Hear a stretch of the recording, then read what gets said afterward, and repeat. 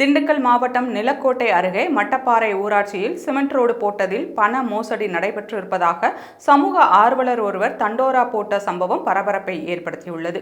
திண்டுக்கல் மாவட்டம் நிலக்கோட்டை ஊராட்சி ஒன்றியத்திற்கு உட்பட்ட மட்டப்பாறை ஊராட்சியில் திமுகவை சேர்ந்த மகேந்திரன் தலைவராகவும் ரமேஷ் துணைத் தலைவராகவும் உள்ளனர். மட்டப்பாறை ஊராட்சியில் 2023-2024 நிதியாண்டில் மகாத்மா காந்தி தேசிய ஊரக வேலை உறுதி திட்டத்தின் கீழ் தெருக்களுக்கு சிமெண்ட் சாலை மற்றும் கழிவுநீர் வடிகால் வாய்க்கால் அமைத்தது உட்பட பல பணிகளில் பெரும் ஊழல் நடந்ததாக கூறப்படுகிறது.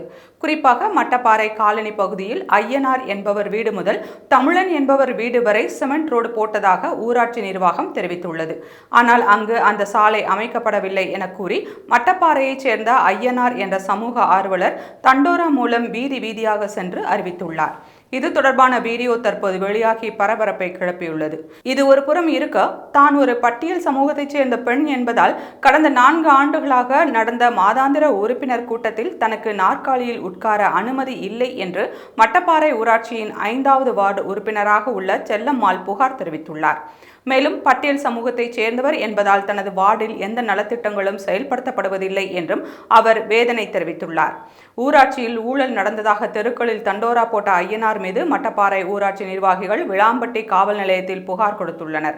நிலக்கோட்டை ஊராட்சி ஒன்றிய பகுதியில் பல இடங்களில் இதுபோன்ற முறைகேடுகள் மற்றும் மோசடிகள் நடைபெற்று வருவதாகவும் அதை யூனியன் அதிகாரிகள் கண்டுகொள்ளாமல் இருப்பதாகவும் புகார் கிளம்பியிருப்பது நிலக்கோட்டை பகுதியில் பரபரப்பை ஏற்படுத்தியுள்ளது.